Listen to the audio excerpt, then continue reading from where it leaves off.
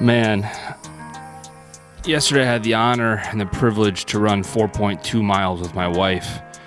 And if I wasn't talking about a quarter-life crisis before, the way I feel today, I'm feeling one now. Woo boy.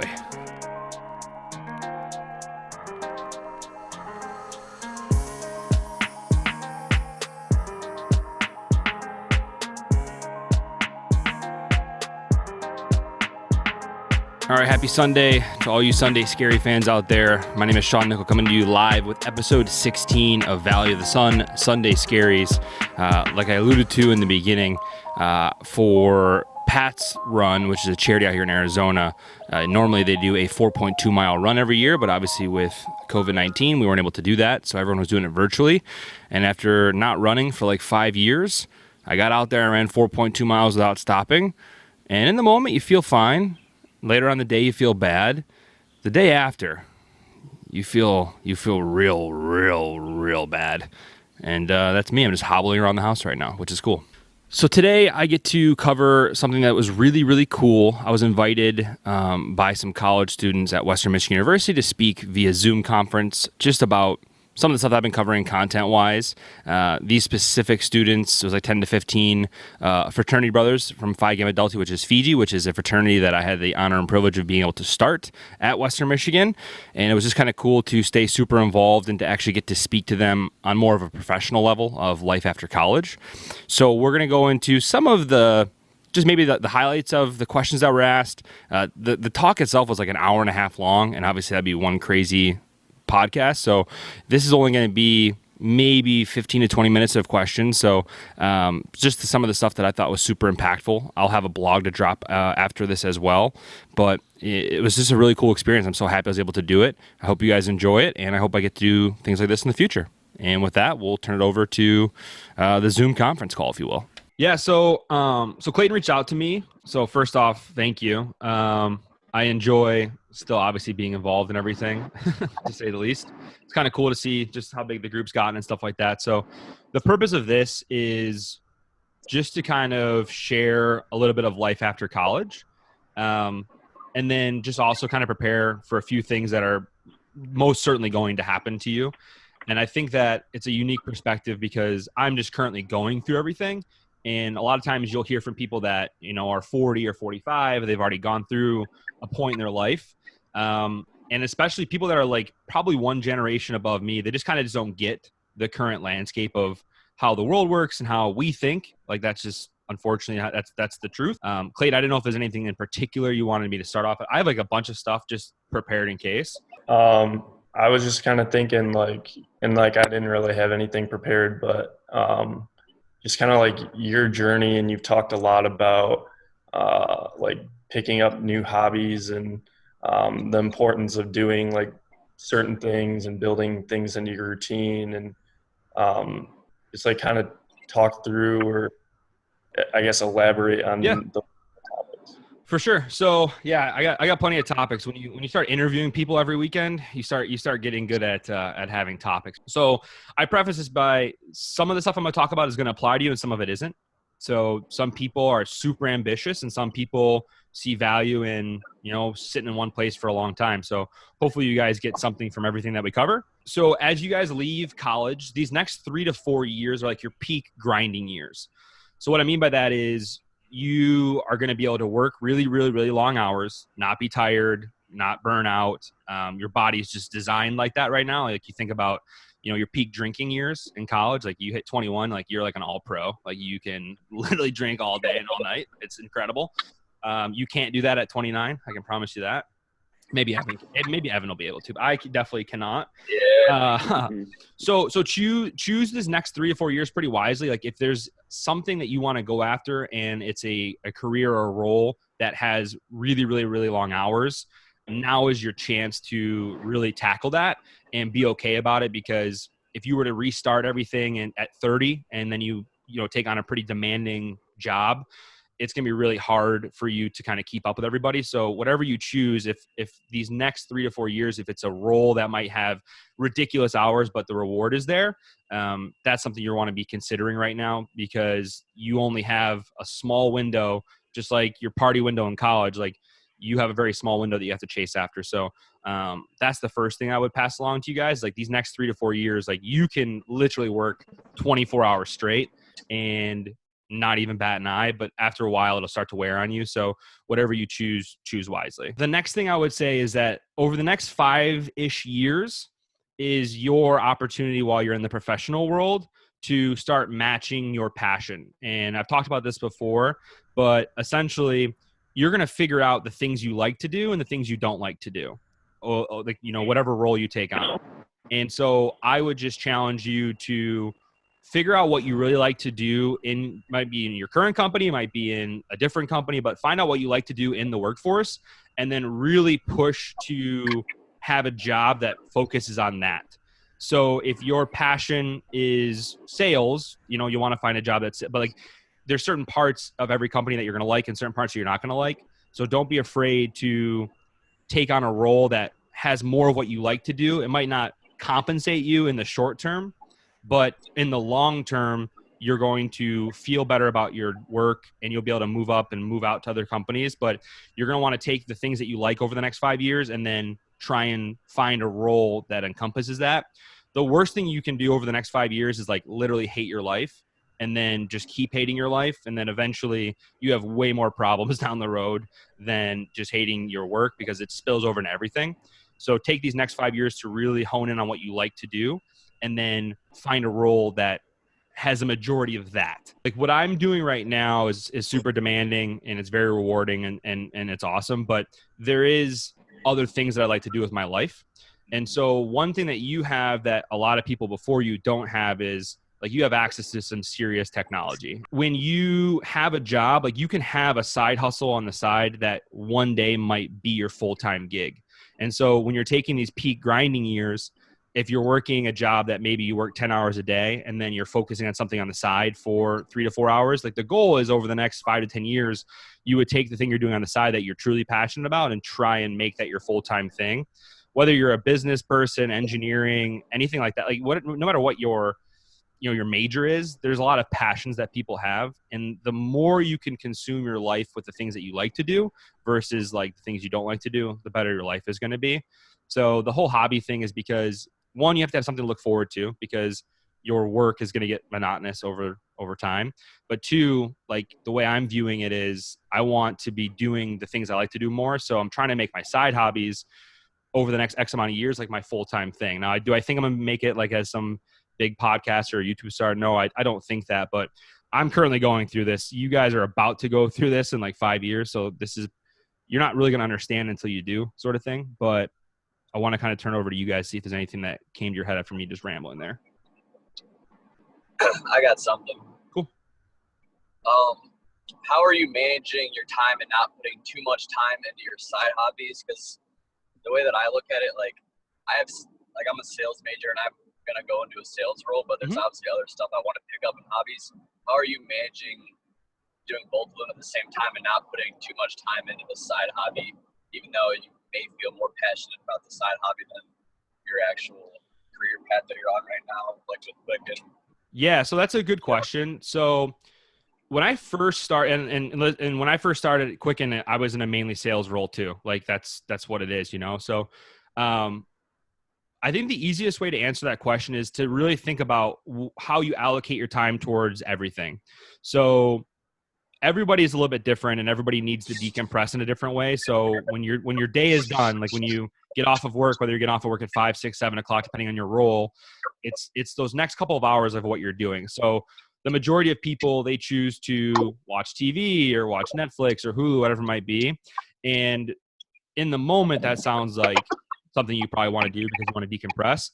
But what you'll find is if you spend those next couple of hours working on the thing that you're really passionate about, like it's not going to feel like a job and you're going to feel better about, your nights and what you're doing. So a lot of it has to do with mapping out and planning your day because, you have the time from 7 to midnight every day if you really wanted to focus on your side hustle. But what you're going to find is it's okay to focus a lot of hours on the side thing because you're going to like it more. And there's a good opportunity that could be your full-time thing down the road. So I wouldn't be too concerned if you spend a ton of time on your side hustle as long as you're getting your expectation and your role done on the main part, like it's okay to spend a lot of time on the side, if that makes sense. Yeah, definitely. I understand that. Because I mean, like, and that's another good point too. Is like everyone in our generation is like you have the ability now to literally start your own business, like of whatever you wanted to do, and it might fail miserably or it might pop off, but we just have so much access to internet and technology, things like that people didn't have before us, that people don't really understand, that your side hustle could quite quickly become a big time thing. Like when you're making okay money on the side, you can and you're spending 20% of your day on it. Imagine how much money you'd make if you were spending 100% of your day on it. So it's like you can start to easily justify, spending more and more and more time on the side thing, because, if it's generating you any sort of money, 100% of your effort is going to sustain your life. What was the biggest life lesson or leadership skill that you learned when you were starting out, trying to start up FIJI? And what advice can you give on that skill? So I've never really thought of it, but one of the things that I've always prided myself on, and I guess I think about this more now professionally than I did back when FIJI was starting, but I really, really, really, really care about my people. And my people might be my team members, my people might be my clients, or back when FIJI was starting, I really, really cared deeply about the people that were joining and how I could make their life better and have a bigger impact. And it was really cool because if you guys know anything about the first group of FIJIs, it is a very ragtag group of people. Like, it is not, and I've always joked around about this, but it's a group of people that literally had no business ever being friends with each other. And it ended up being like one of the best decisions that I ever made in college, or really in my life, was taking this on. And so my thing is that I feel good about moving into any leadership role in any sort of industry, whether I know it or not, because I've really learned how to take care of people and how to make people better and motivate people in a way that is not like motivating them by like carrot and stick, which is like here's money to do something, or here is a threat or a fear to do something. It is, how do I make you yourself want to do something? And so I think I never told people in FIJI when we first started, like, hey, if we get to this GPA, we're going to have this party. Or it was more about, think about what this is going to look like in a couple years. Think about what you will be known for in a couple years, and think about the legacy that you're going to leave behind. That is why we're going to go walk around this freaking neighborhood and clean up stuff on Frat Village when we don't even have a house here. And it's like stuff like that is why I think that I did so well in my early leadership stuff. But now, over a lot of time, that's literally all I care about is are my people in a good headspace? Do they feel good about themselves, and do they feel good about where they're at right now? I really try to make business the last piece of what I'm doing, and more about you and your mental state. And I've got a lot of accolades and a lot of proof that is the right way to do it. It's not something that is done by the majority of businesses by any means, but I have the results on my resume to kind of prove it. So I would say that that's a really long-winded answer to that question.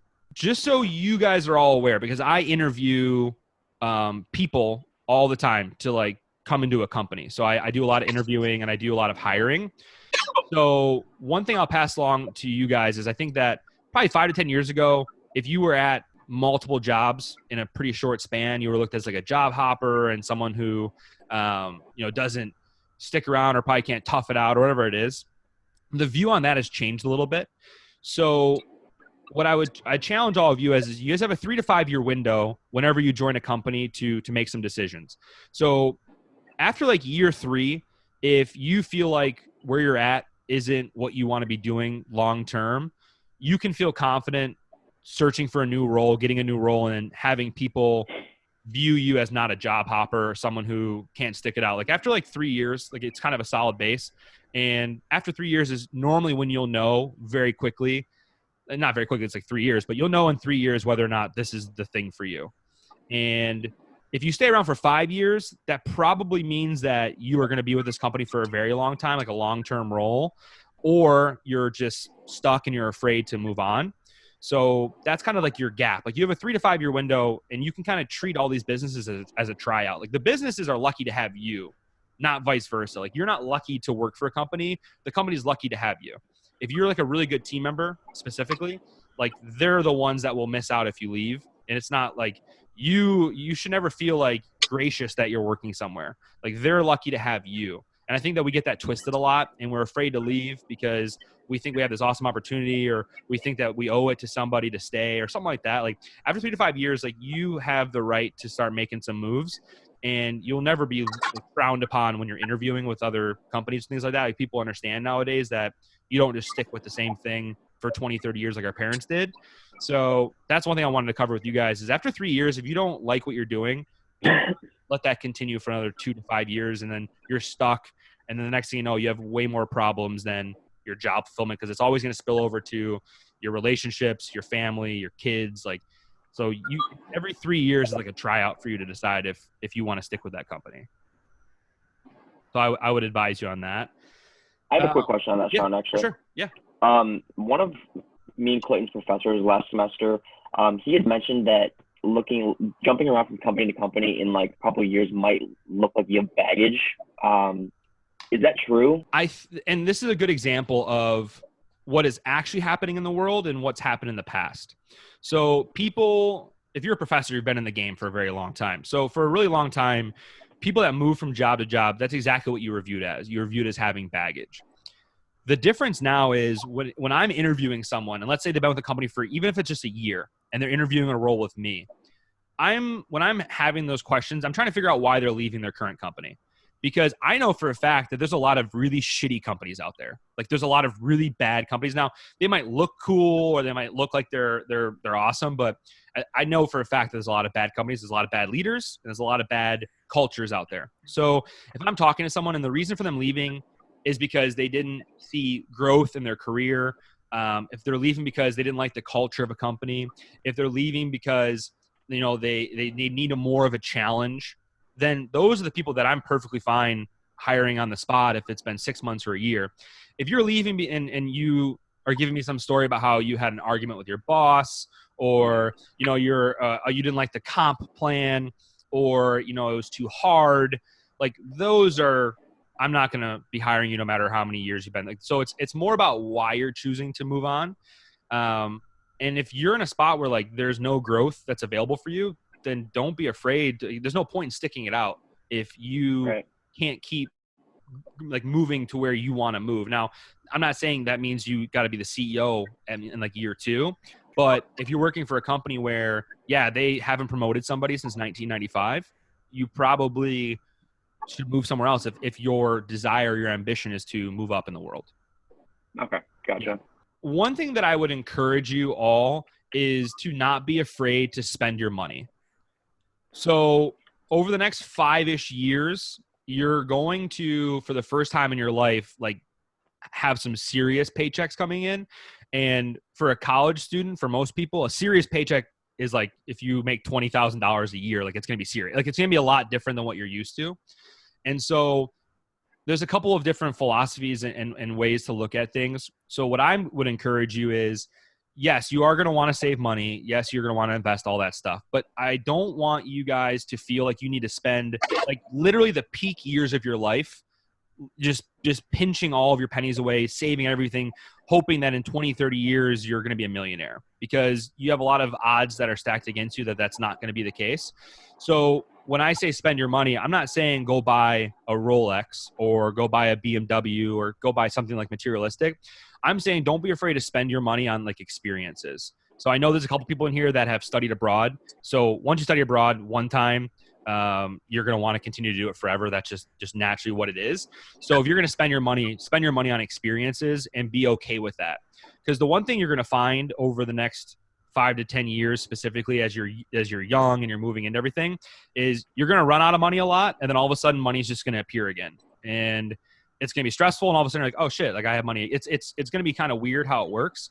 As long as you're spending your money on good things and experiences like trips or, building relationships with somebody, like that stuff is cool.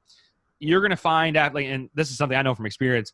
I mean, after you buy a couple of watches and you get a couple of suits and it just kind of starts to really lose its luster. It's cool in the beginning, but at the end I'm like, I really wish I wouldn't have bought this custom suit. I wish I just took my wife on a sick vacation, or I wish I would have gone back to Thailand or gone back to Australia. Like I wish I would have done that stuff.